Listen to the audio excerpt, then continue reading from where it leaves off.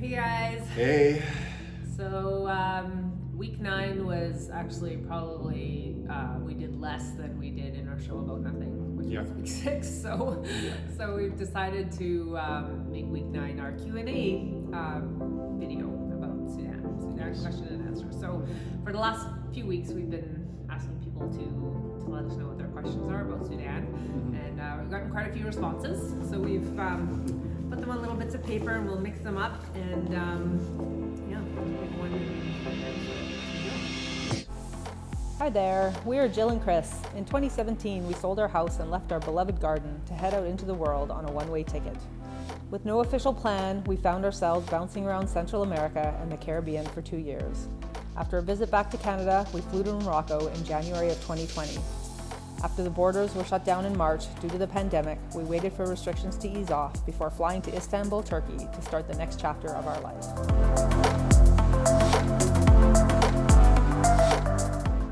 hello. Hey. To those of you that are new to our channel, we've been here in Sudan for 9 weeks now, and we do a weekly vlog to highlight sort of what we get up to in each week.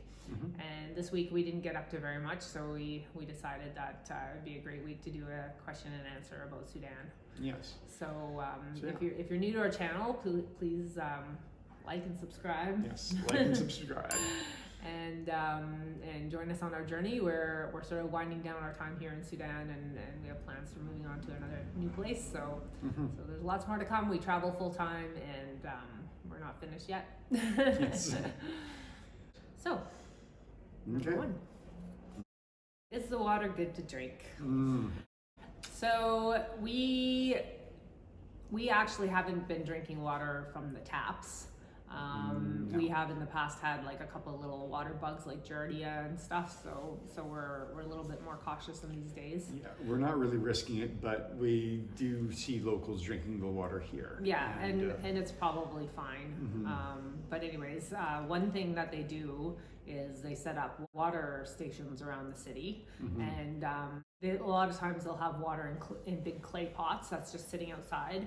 And in Morocco as well, we saw this, and the clay actually is meant to purify the water. And also keeps things cold. And it keeps it cool, yeah. So there's a lot of communal drinking stations.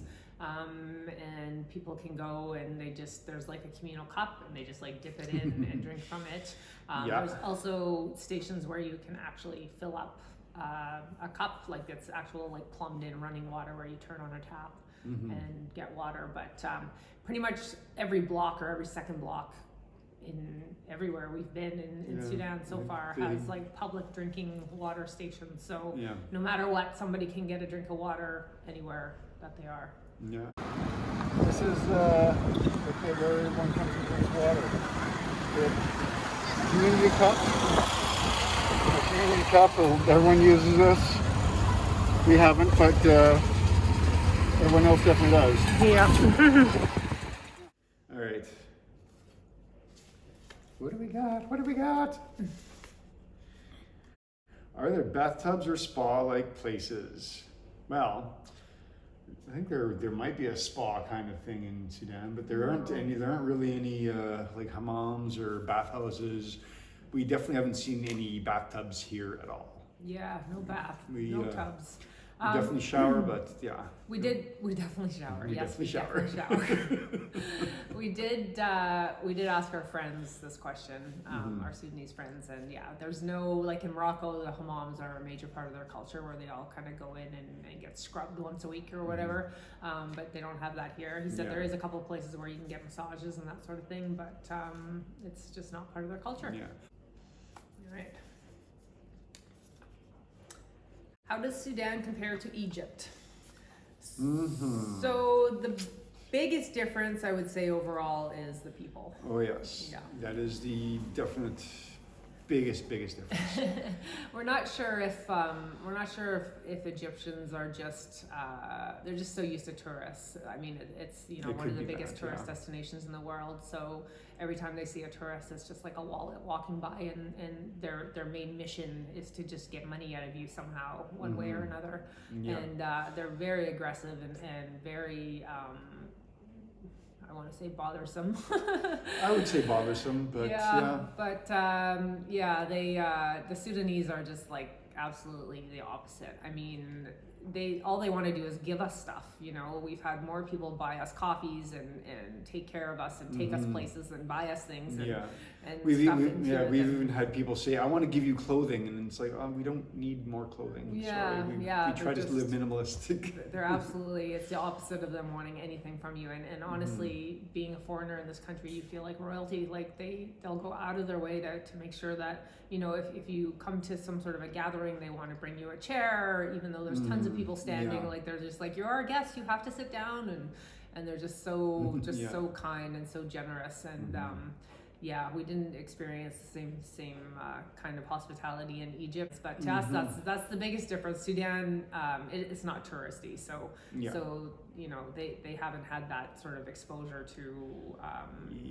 being salespeople and trying to get you to buy things and that sort of thing. It's just doesn't seem to be in their nature. No. It's not the kind of people that they are. No, so. They're like, the Sudanese are just way too kind.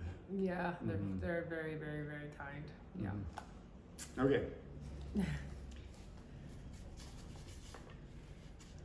What do people do for exercise? Well, actually, have we seen too many joggers? No. Not really. They play soccer. Play soccer, football, mainly football. At least we were told this by our friends here. Yeah. They did say that a lot of people go cycling as well. We haven't really seen any like major trails or anything like that, but you know, a bike will get you wherever you need to go. We have seen gyms. People do go to the gym and work out. Definitely see those, yes. And I think just the lifestyle here, people are, you know, they walk a lot more, and there's actual like some pretty heavy physical labor going on. Like, you know, even people in their later years are carrying huge sacks of flour and coffee and stuff. Yeah. So you know, things that we would have machinery for in like North America, for example, they're doing manually. So I think just in general, their bodies just stay in better shape just because of that. Yeah.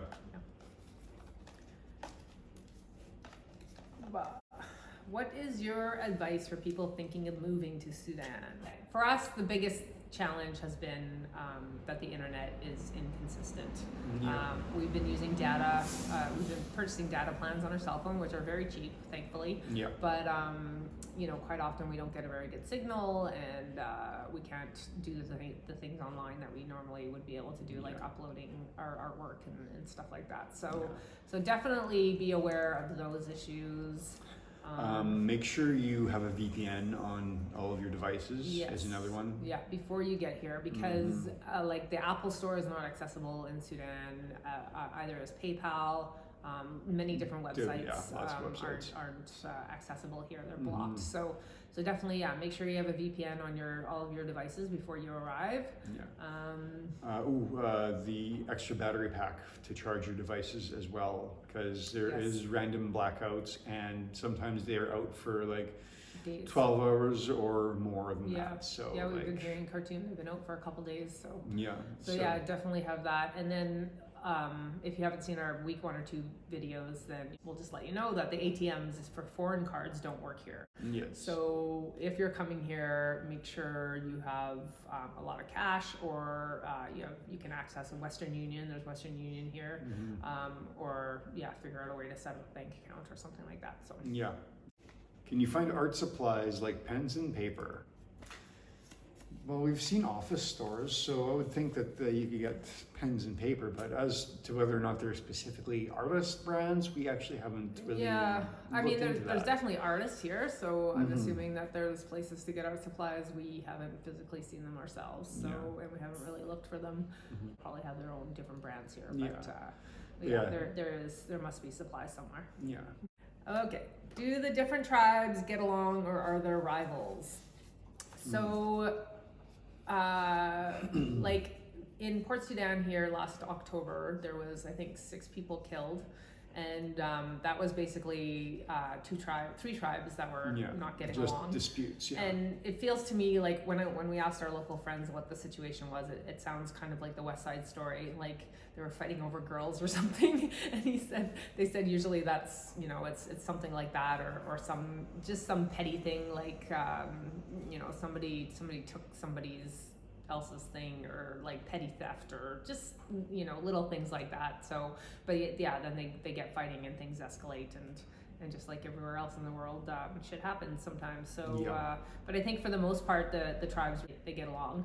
I mean, you know, a lot of the problems in southern Sudan and South Sudan, which is its own country now, are tribe related, mostly to do with like crazy dictators, but I have read there's over 300 tribes in the Sudan, so that's pretty fascinating. And yeah, I mean, we just have felt that the people are so peaceful here. So one can only assume that for the most part they get along.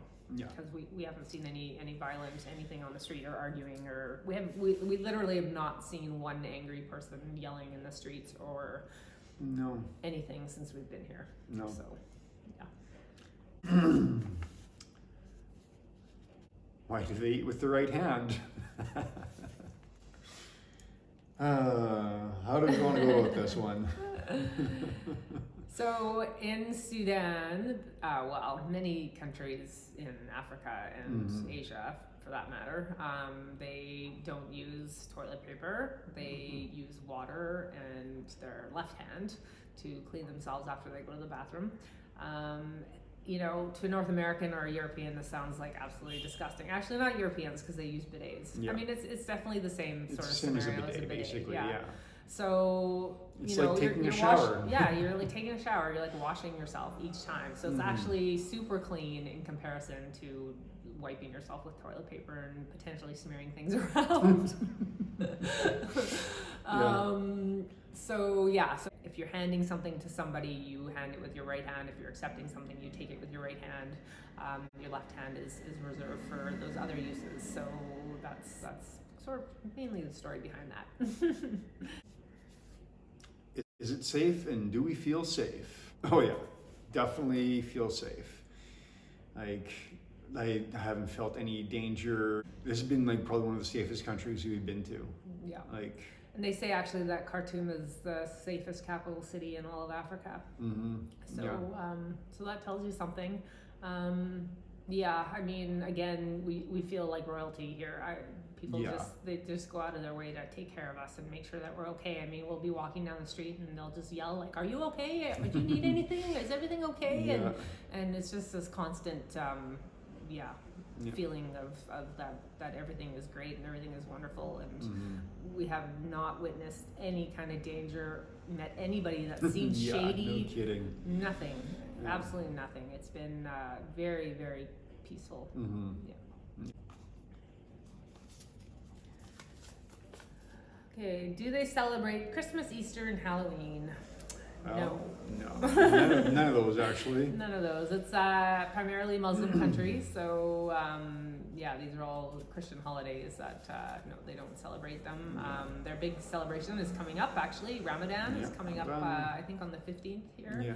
We're close to there, so of April. Then there's Eid, and that was like, I want to say that in August. It was in August. It was last year. Last year was in August. So they have their own holidays that they celebrate. So there's no celebration when it comes to Christmas. No. And Easter and those things. No, that's true.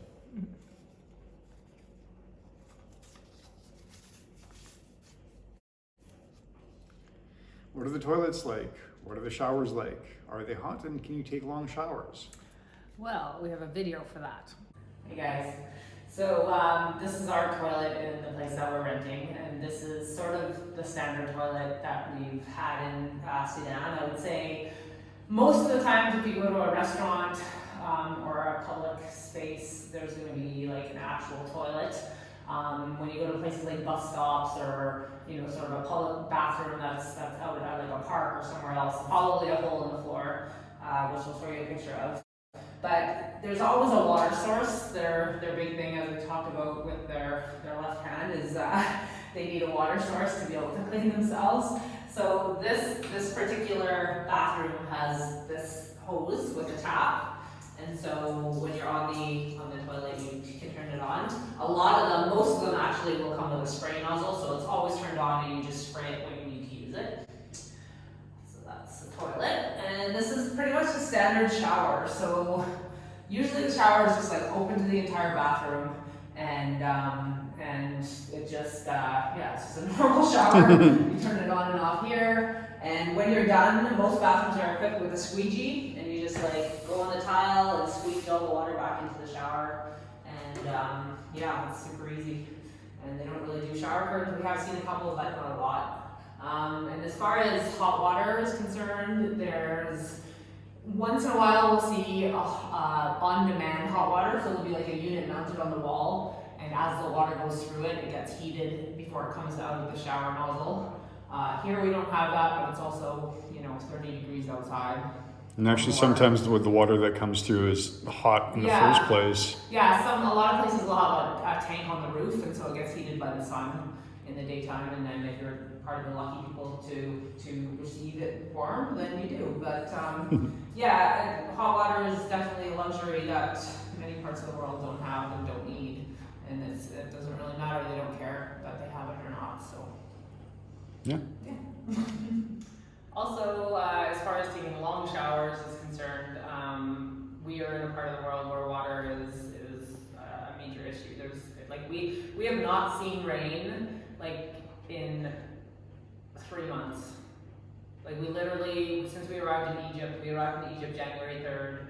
As we are recording this right now, it is April 11th, and we have not seen a drop of rain at all. So there's major water problems here, so it's just respect to only use the water you need.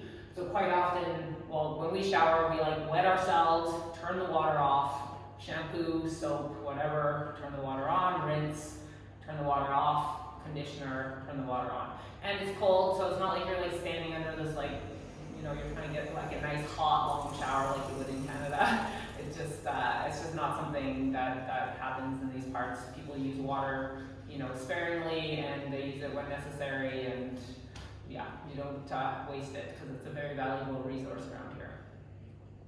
Mm-hmm. Yes. Is there crime in Sudan? So again, there's not major crime. There's petty theft and small robberies and things like this. But we asked our friends about big time murders and stuff, and that thing happened last October, but that's not normal. It doesn't happen, at least not in Sudan. Yeah. South Sudan's a different story.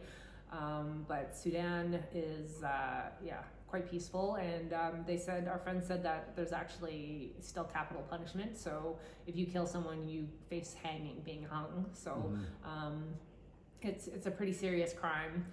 They said there are jails, but they're mostly full of people who have just done silly petty theft things or got caught drunk or something like this. So. Yeah. There's nothing nobody goes on mass shooting sprees or No.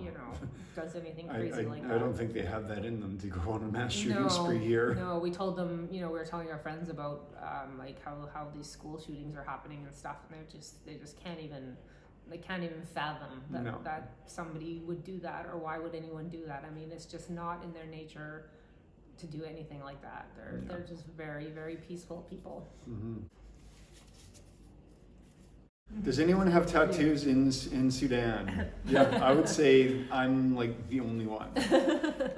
I would say that we might have seen a couple people, but I don't even know if they were actually real tattoos. A symbol of being married here is the women actually henna their base of their feet, or around the edge of the outside of their feet, and then they'll put henna on their fingers, and that's the symbol that you've been married. So for us, we have the ring, but they do the henna.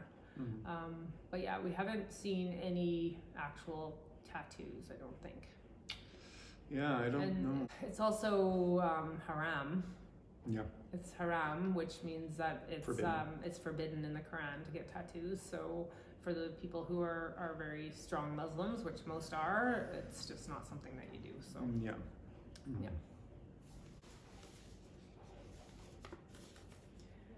What does it smell like there? Okay, well, you know, There's a I variety. mean, like anywhere, there's lots of different smells. But yeah, Sudan has, like, you can walk down the street and you'll smell the bakery, and then you'll smell a nice flowering tree, and then you'll smell a pile of goat poo, or camel poo, or donkey poo. And then you'll smell like some weird, nasty swill smell coming from some ditch that has a bunch of garbage and water and nasty stuff in it. So yeah, Yeah, there's there's a a variety variety. of smells for sure. I wouldn't say, you know, when you think of like Costa Rica, you think of like everything's fragrant and beautiful and fresh smelling, and Yeah. it's definitely not like that. It's Wow. dry. It's dry and dusty here, and Yeah. there's a variety of smells. So Yeah. overall, I wouldn't say it's like a neutral smelling country. It's not. Yeah. It's not good and it's not bad, but there's definitely good and bad smells. Yes.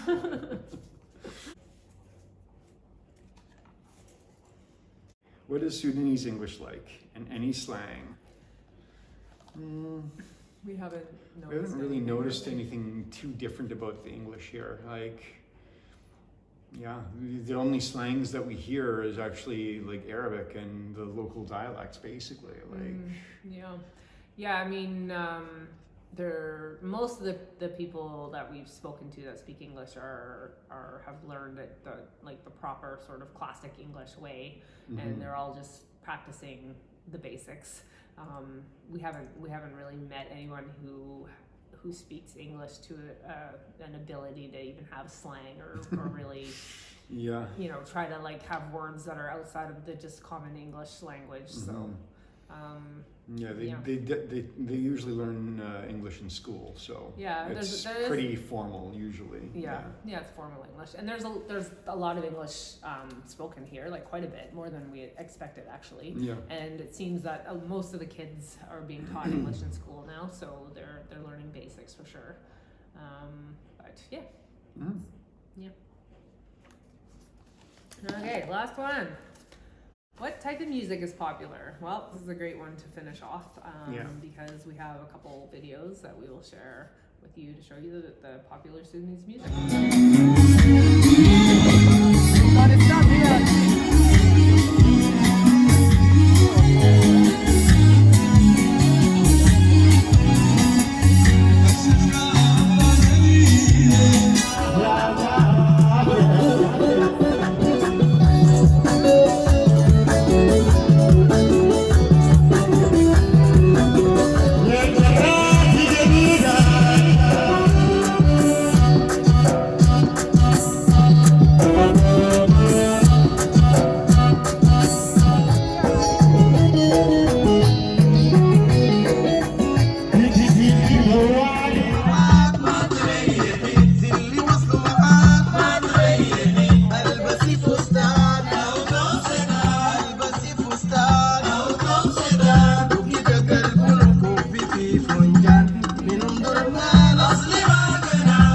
Thanks for tuning in on our Sudan question and answer. Yes. I hope we covered most questions that people had. So as usual, if you have any comments or questions, you just please post it in the comment box and we will get back to you on that. Yeah, we're happy to answer any questions at any time about anything that you see in our videos, or if you have any questions about Sudan or anything like that. Thanks for watching. Thank you. And again, don't forget to subscribe to our channel if you like our content. And Please share and share alike. yes, share with your friends. And yeah, we look forward to bringing you more interesting facts and information about the places that we visit. Our number one goal with our YouTube channel is to educate people on what life is like in other parts of the world. So we're not super interested in seeing all the tourist sites, although those are fun to do once in a while. But yeah, definitely we like sharing our experience and you know, sharing information from different cultures around the world and different places. That's our main goal. Yeah. Cheers.